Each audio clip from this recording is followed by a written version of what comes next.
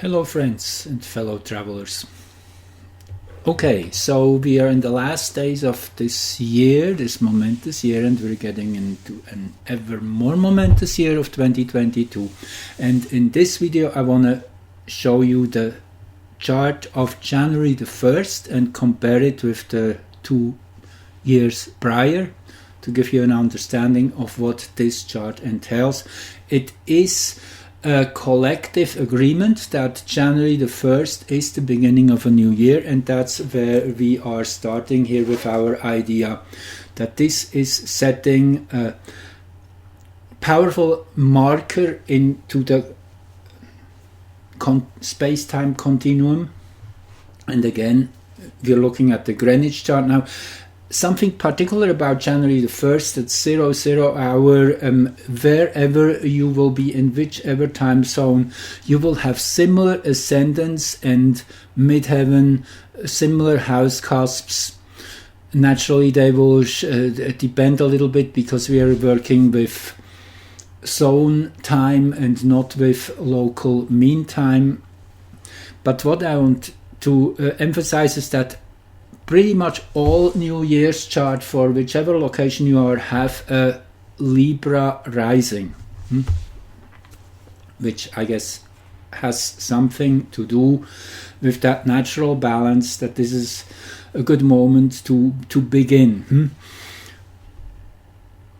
Also, I want to say that the only planet radically different in the different locations will be the moon. Naturally, because when we are at 0 hour in Greenwich, in the far reaches of the east, we already are close to midday, which would mean the moon was at was 12 hours earlier.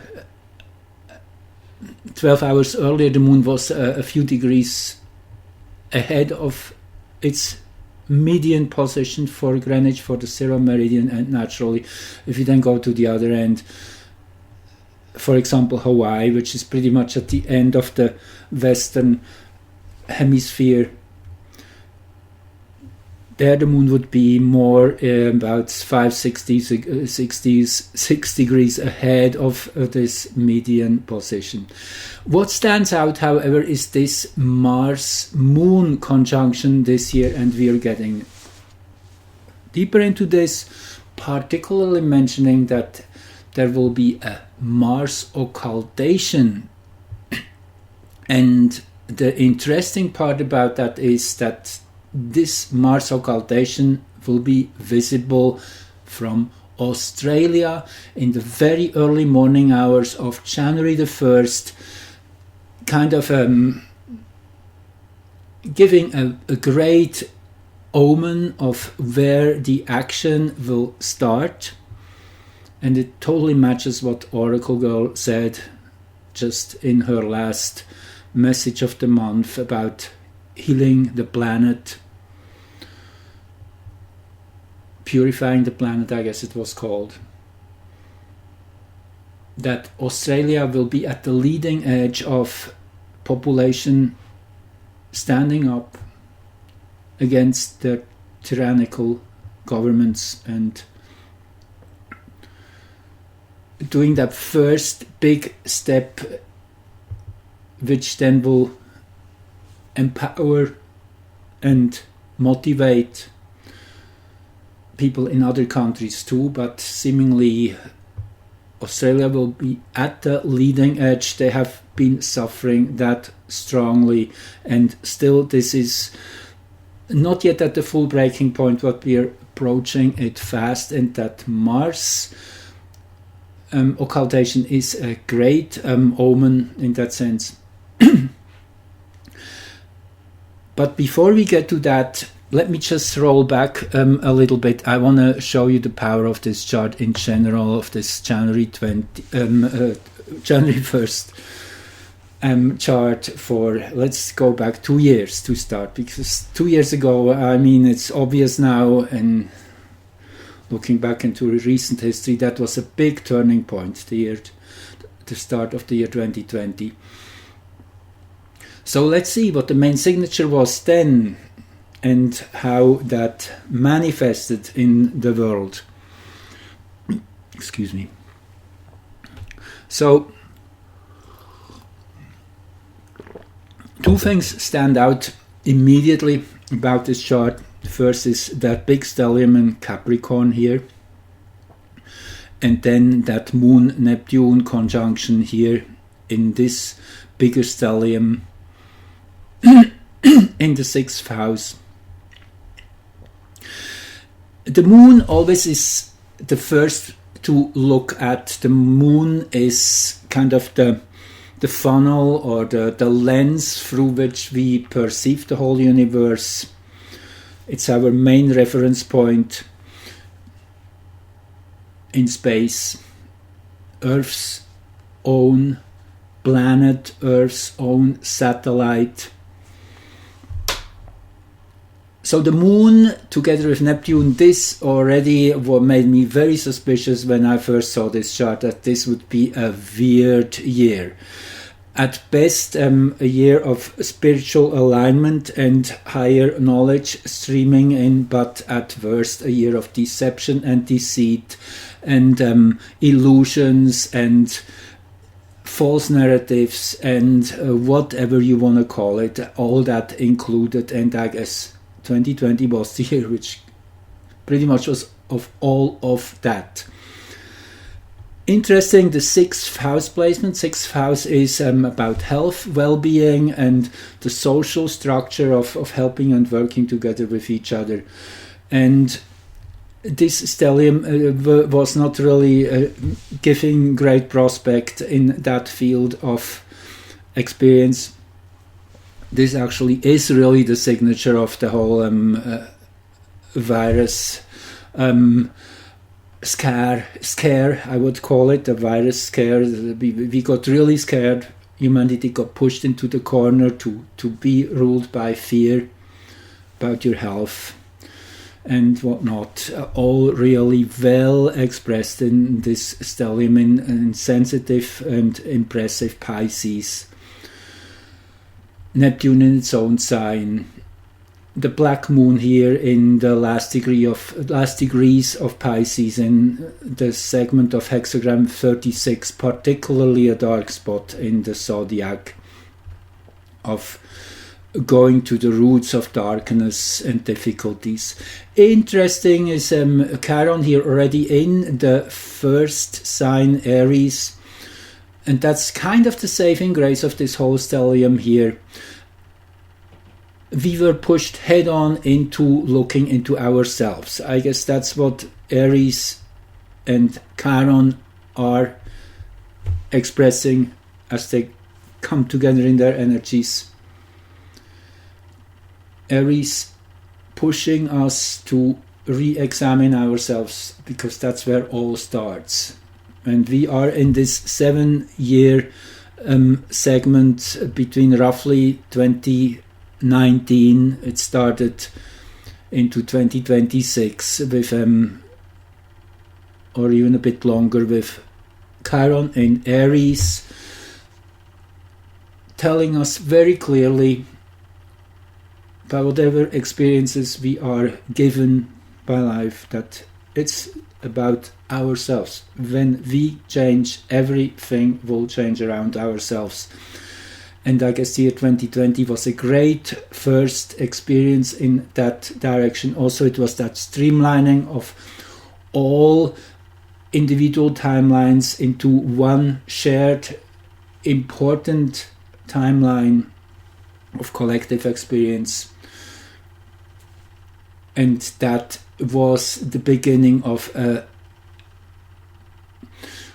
longer process, I would call it, of even more bringing us into rhythm with one another, into alignment.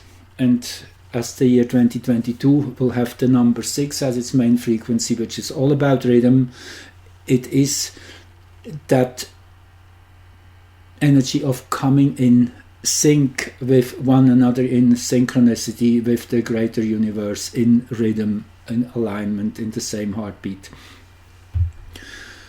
But let's go back to 2020 here, as we are speaking of this year. Then the other really impressive thing was this Jupiter conjunction with the South Node and the Sun. The South Node is always a critical point, and often a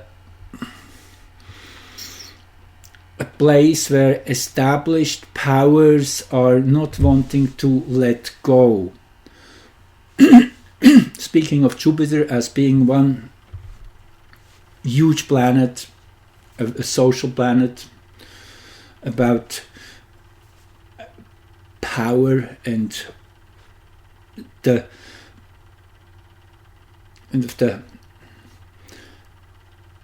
it's like a magnet of control and influence Jupiter holds at this point, exaggerating the powers of the old in a way. So that was here with the Sun in conjunction, which basically would speak for a more expansive and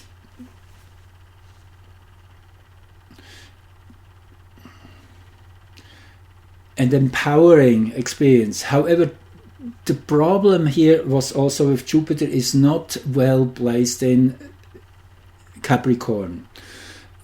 Can mean abuse of power or misunderstanding, as Jupiter in its essence is more of a spiritual planet. In Capricorn it is kind of degraded and gets more obsessed with the worldly powers.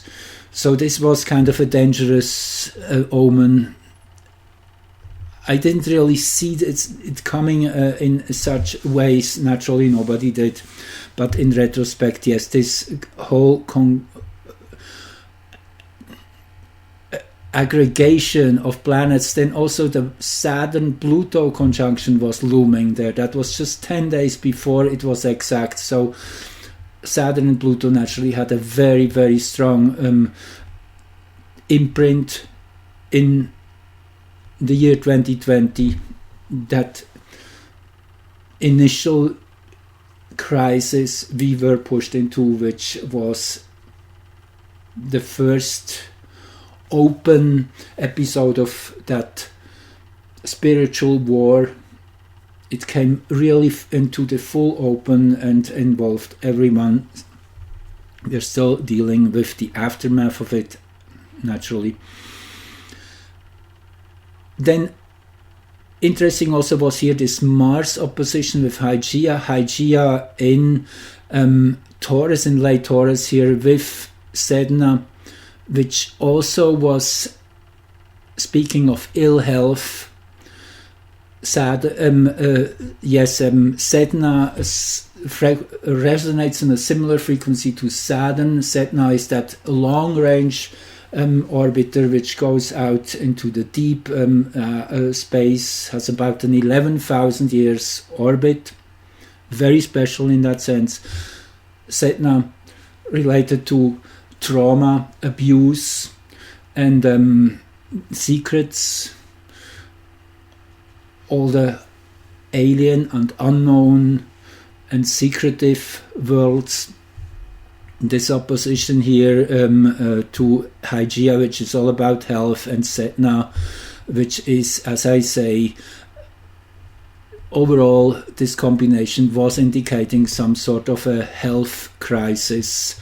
And by Mars opposed here, this is definitely aggravating the whole situation in late Scorpio. In Pluto's sign, so Pluto is here the dispositor of this Mars, and Pluto here in this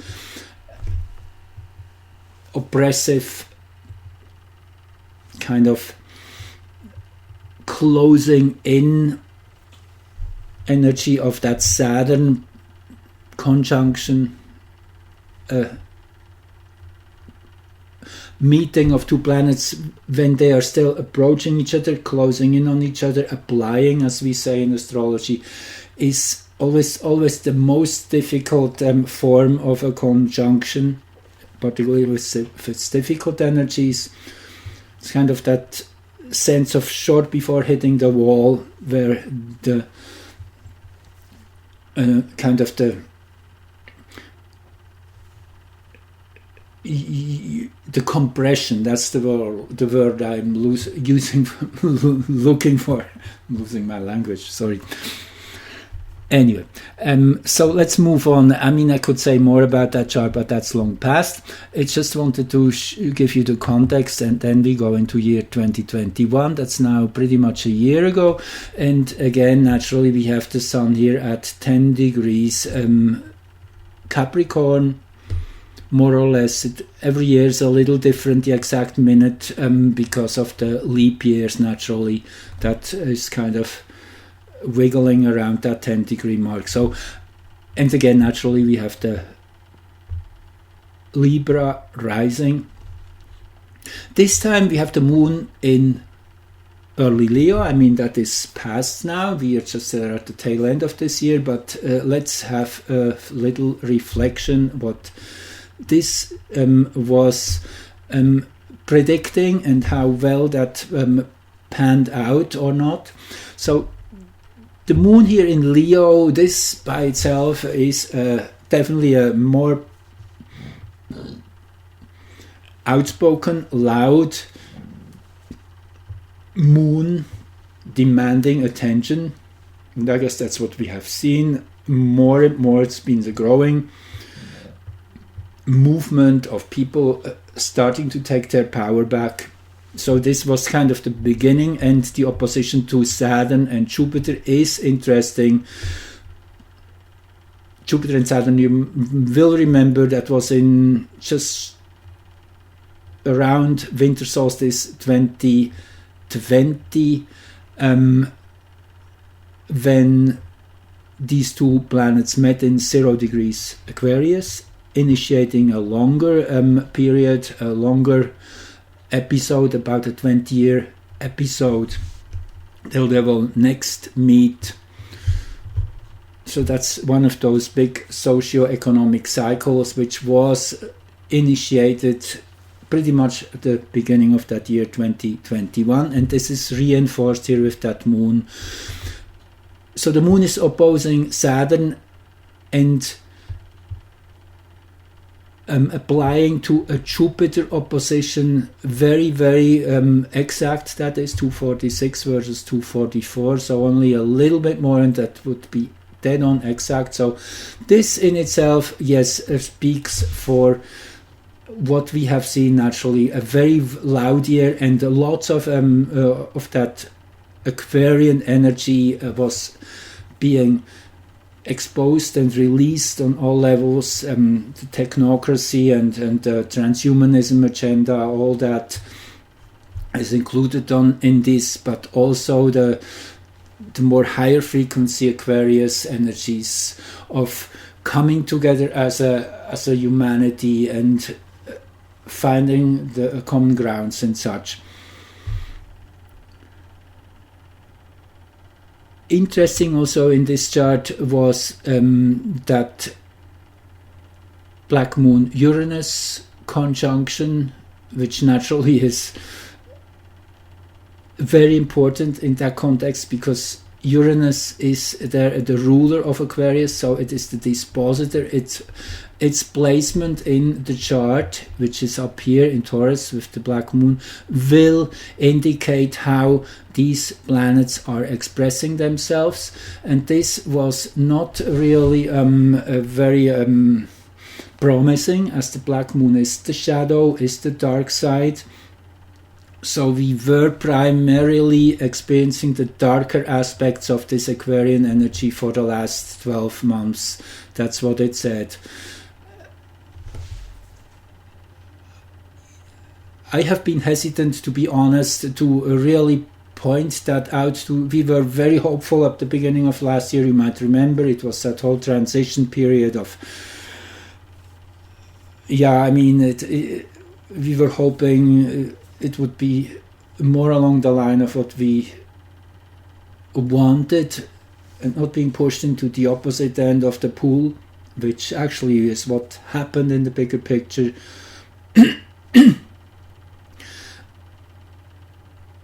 But we also can see here this stellium still of Sun, Mercury, Pluto, and Saturn and Jupiter. This Jupiter, with Saturn and Pluto still being the two main players here in that group. So it was kind of to be expected that it would be still a year pretty much of struggle. The other one which stood out, Venus at the South Node. Again, I'm going to reiterate, the South Node is usually a charged place of wanting to hold on to the status quo. It's kind of there's a fear there of conservation, of wanting to keep things as they are. This was definitely exploited in some way or other that last year too. The good thing about Venus at the South Node and in Sagittarius was that we were reminded of the importance of the Venusian aspects and energies, which are about harmony and care and working together as people. So it was a mixed bag here. It's kind of what you could say, there's too much of something, which then is, it's a challenge to come to an equilibrium in a way. That's what the South Node usually expresses. Again, I could say many more things about that. That's past, so let's move on into what we are getting into as of January the 1st. Again, we see the same planets now more spaced out. Sun, it is now Juno, there is Venus and Pluto, Mercury, Australia, that's an asteroid representing the will to improve and to work together and to roll our sleeves back and take on the challenges. And Saturn here at 11 degrees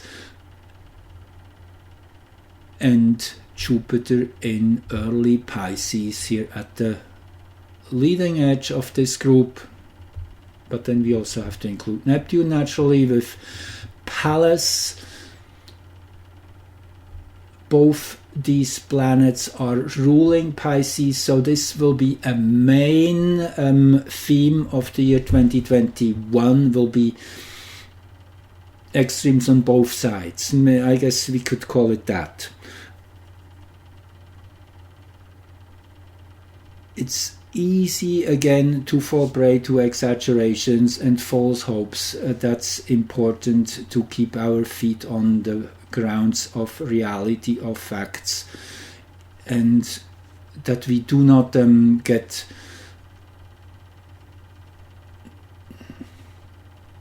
I would say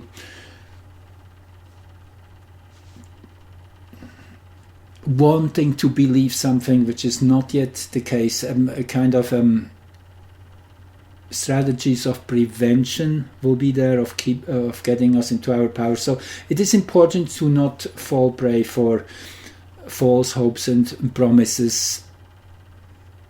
It is very obvious to me naturally, and I said that before, that big changes, for example the whole Nesara-Cesara thing, are by design not possible before the ruling people are removed. If we would have big changes in the whole financial world, they would immediately jump onto those possibilities and opportunistically exploit them. So we have to be conscious of that.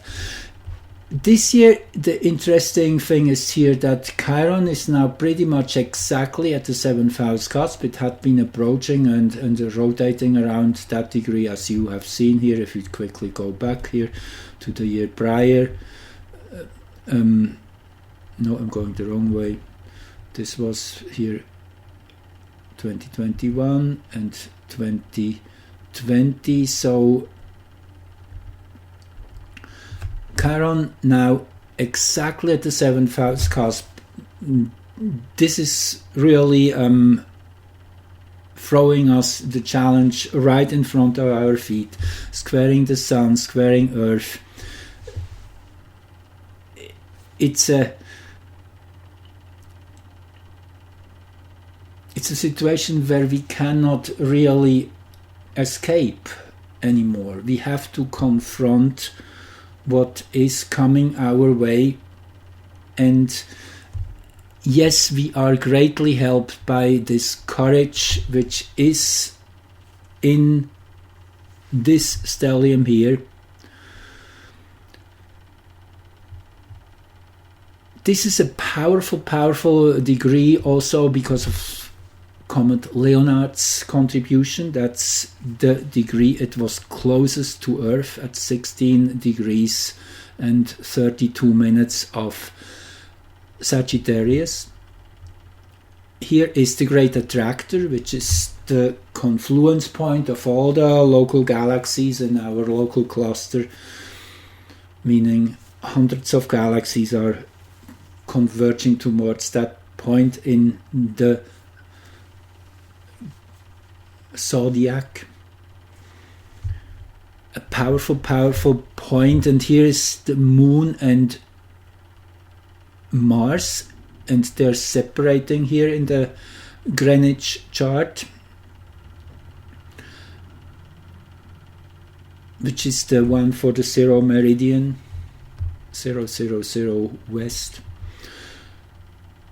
And then here is Vesta, which is an asteroid about dedication and commitment and following through on our mission. It's a holy energy which keeps us committed. It's worshipping the positive, or whatever it is we are worshipping. It is worship in general, so naturally the nature of that worship can be very different too. But the moon in a collective chart always also represents the people. Naturally it's the mood, the general mood, and as I said before, it's the main lens of grounding the celestial energies. The moon in Sagittarius, strength, power. Mars is a revolutionary at best in this sign. So this all speaks for, yes, people will come together and start speaking their voice. Also that Venus in retrogression here in that same degrees like Pluto and Juno. This is an amalgamation of a new type of care which is coming into play here. More grounded, more focused, more realistic too, with that Capricornian influence. It's really getting more factual, what we need, very important. As so many people are swayed with all these sweet dreams and narratives, they keep us from really doing our work and stepping up and realizing that we are the ones we have been looking for. Nobody is doing the job for us. It is the best way, therefore, that it is a revolution from ground up. And on that note, I want to throw in, January will be the last month in this Chinese year of the water ox. No, it's actually the metal ox still. It's the metal ox, and we're getting into the year of the water tiger. That's what it is by February the 1st, actually. So we're in the last month of the ox energy, and ox is more of kind of a... It's kind of related to Taurus naturally, and Taurus is more stagnant and slow, and but Taurus also has a strong rooting in the real world, and therefore once it's deciding that enough is enough, then it will have an enormous traction. And that's what we need, and that's what we're building all through January. And then we're getting into the year of the tiger, which all is very much resonating with Aries energy. The tiger can be fierce, can be wild, dangerous. So this is the energy from February onwards, naturally resonating with that Moon Mars Vesta conjunction here in Sagittarius.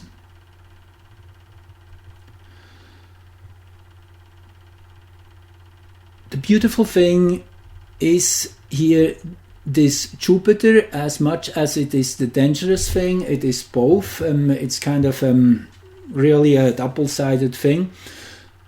Jupiter in Pisces is abundance, happiness, and all the beautiful and good things in life, but it also can be just all dreams and imaginations and visions. So it is the challenge here to make this Jupiter real, to give it form. It is very much empowered by the lunar nodes here. You see there's this T-square. Jupiter is at the apex point of these two, where the two energies intersect, of the old and the new. Always a very powerful point, that square point to the nodes, and of which shows it can go either or, but there's definitely an immense charge on Jupiter.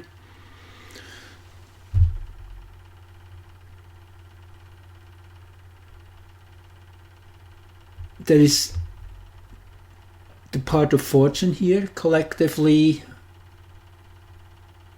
is at 12 degrees Virgo in the 11th house, and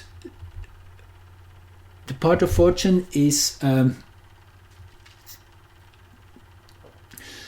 natural gravitation of focus goes to that point. It's the mirror point between Sun, Moon, and Ascendant. So you have the Ascendant and the Moon, and you mirror the Sun over this axis.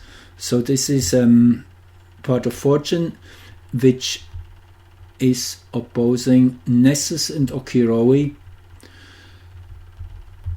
and on this side is Orcus. Mars is here, T-squaring this opposition. So first of all, Nessus and Okiroe, this is a difficult energy. This is the pathological energy we are actually dealing with, and we've seen exaggerated to the degree of recognition, because that was what the universe has building us up toward, that a large number of people are finally realizing what's going on. And it is my understanding that this plan had to be accelerated, this plan of the dark energies. They wanted to roll it out much slower, And the year 2016 was in that sense the real game changer, when not only Brexit went against their wishes, also naturally the presidential election went the other way, which pushed them into a corner. They had to act prematurely and in a way so compressed, as they are running out of time, that it has become obvious of where their aim is, and I guess that's what is going to happen on this planet in the next few weeks, and this is the momentum we are building up towards. And by end of January, mid-February, my prediction is by then we will have such a number of people fully realizing what's going on that the barrel will tip over and things will start changing extremely fast. And by end of April, with the next solar eclipse, we should be in better territory. But again, this won't be done for us. We are the ones in charge. This is very clearly visible here with this Chiron square. Yes, it gets real, folks. Beautiful here, the trine from Uranus. We get lots and lots of support here, and Uranus again is the ruler of Aquarius, and Uranus now is in much better shape than it was last year. As I showed you here, it was totally obscured by this shadow energy. It has freed itself from that. You see the black moon by now has moved on here to 18 degrees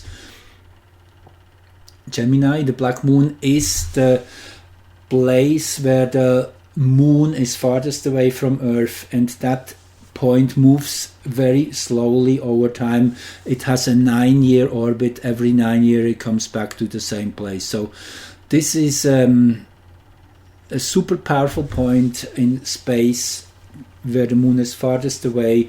It resembles the deepest trench in the ocean where all the unprocessed dark emotional energies are piling up in and gathering, and then that's where our collective shadow is, but also in our individual chart, depending on where that is, shows us where we should really pay attention, where we should look. Now, it so happens, and this is just giving you a little bit of an understanding of the dynamics of this chart. This is January 1st, so over the 2 weeks following that moment into mid-January, Mars will be here moving on and opposing the black moon, and then also squaring Neptune, Mars squaring Neptune. So this will be in a very intense and difficult period. January, we have been prepared, we know it, those of us who are informed. So it is all about now supporting those who have less prepared and holding hands and helping people to come to an understanding when they have questions. Very, very important.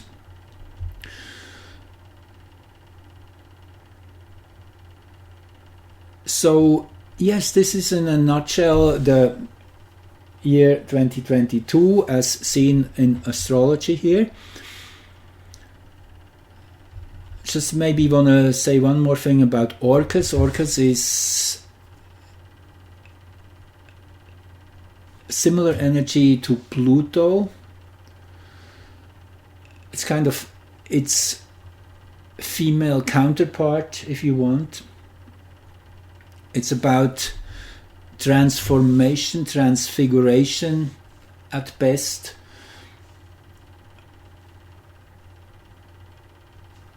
And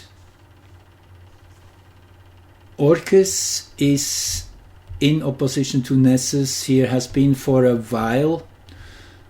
So it is exposing all that difficult energies, bringing them to recognition, where they then can be purified and purged. That's what is Orcus about. Beautifully placed here at the 12th house cusp, leading us into the deep.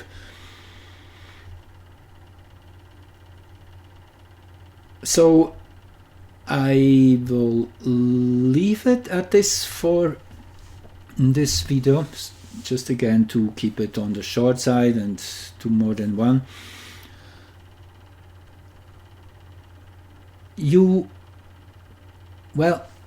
Actually, there's a few more things I wanted to show you, just about the occultation. This is a beautiful and kind of shows you what I was talking about. Here we go. And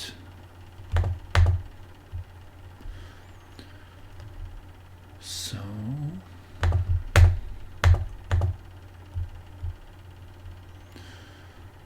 okay, so occultations. Let's just first start. What is an occultation? An occultation is when the moon is hiding a planet. There is a site here, the International Occultation Timing Association, where they tell the stargazers where they could focus their instruments on to watch all these exquisite encounters of planets and stars, or moon and stars. So there's a chart for each of these occult events. This is the one of December 31st, just upcoming in a few days.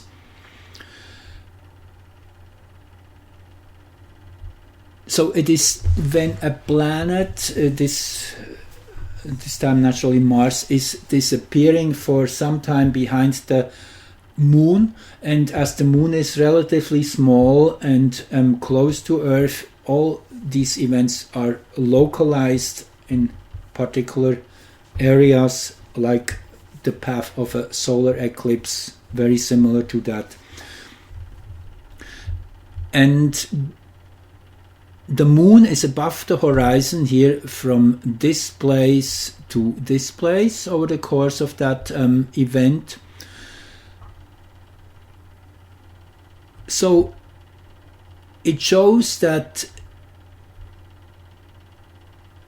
Australia on January 1st will wake up to a Mars occultation. Mars behind the moon. Okay, let's try to find out what that means.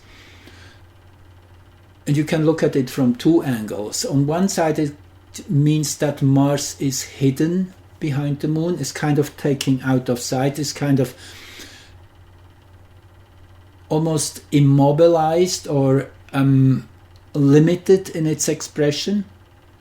However, there's a other side which would say that Mars energy on its path towards Earth is passing through the moon, is saturating the moon with its energy while being hidden behind it. So it is really an empowering of the moon with Martian energies. And it is super interesting that, as I said before, Oracle Girl has been predicting that Australia will be the first country leading the edge of breaking down this control system. We will see. We wish the Australian people lots of courage, and that's what this moon Mars energy is definitely expressing.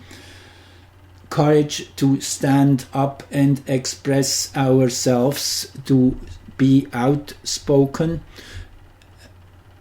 And just want to focus back on this chart again. In the third house, the house of communication and of expressing our opinions, showing that big shadow up in the 9th house here. And then there is this whole group which I have talked about in other occasions, Pianor, the strong man, the free spirit energy, Aspolos, that's the seer, but also an energy which is interested in deep mysteries and dark subjects, together with Chaos, the planet of original order, of defragmenting this world in a way to break it down into segments to be reconstructed, all here aligned around the galactic center. So these energies are very, very emphasized, have been last year and will be this year too. So all this is still in the picture. The moon here opposing, coming into stronger contact with these planets very soon after, and the whole thing again in T-square here with Neptune, which is the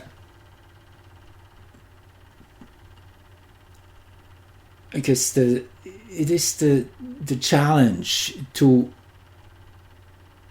sift through appearances and analyze analyze what you see, what you hear, and come to your own discernment, find your own truth. In that sense, that's what this means in a greater way. So again, let's just go back here quickly. This is where, so the moon is just rising here, and then short after moonrise, Mars will disappear behind the moon. For a short while it will be twilight, that's the blue section of the line, and then the sun will rise above the horizon and we cannot really watch the show anymore. But it is interesting that the only place where this occultation will be observable is Australia, and take in account Canberra, the capital, is here right pretty exactly on this line. Actually, I did do the occultation chart. Now this first chart is relocating that energy to Greenwich, to the one location which I use as a fractal for the whole planet. And it is super interesting again that we have Uranus right at midheaven. If you saw my other movie video where I talked about the sun aligning with the galactic center with the central sun, you see that is that was December 18. That's almost a replicant of this chart. This was December 18, the sun aligned with the central sun here at 2708 Sagittarius. And now this Mars occultation is reinforcing this energy. Here you see the moon close to Mars, just about to swallow Mars for that location, at least of observation in Australia. So I just want to show you one more thing. I did here an animation. So this is the Mars occultation for Canberra, the capital of Australia. And you see that is the time when that's the central moment of that occultation. The occultation lasts for 3 hours from, in this location, that would be 5:23 starting in the morning, and let's just go to 5:23.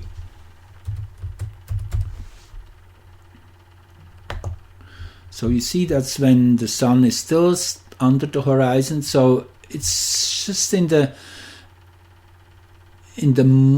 early morning hours, it's still a little dark, and you will be able to see Mars here disappearing behind the moon from that location. And then as we go, let's just play it here, animated, so this would be then slowly the sun is starting to rise. Now the sun has been over the horizon, so it's really only that very first part of the occultation. However, it includes that moment when the two will be exactly conjunct. Let's just go back here for a moment.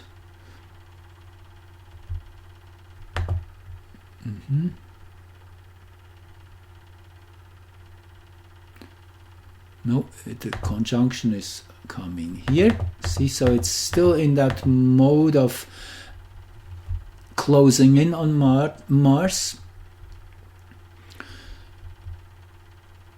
However, it is interesting when the conjunction is exact, which is just 7 minutes after the peak of the occultation. That is, as I said, 6:53. So what I want to point out is here Venus rising. So it is that anger which is starting to manifest in this location on our planet, and this anger is about Venus, about the mistreatment of people in general, of children in particular, and of all the weak and unprotected ones, old people, you name it, all the unobjecting, sleeping individuals are included in that. So that is the motto, this Jupiter-Pluto conjunction, Jupiter-Pluto, and Mercury too here in that whole group. So it's not just emotions, it's also the mental kind of the mind, the thought process, expressing ourselves in language, which is important here. And then the occultation will go on for another 90 minutes till 8:23. That's when it will be over. Let me just go to that full length to see. Okay, that's too far.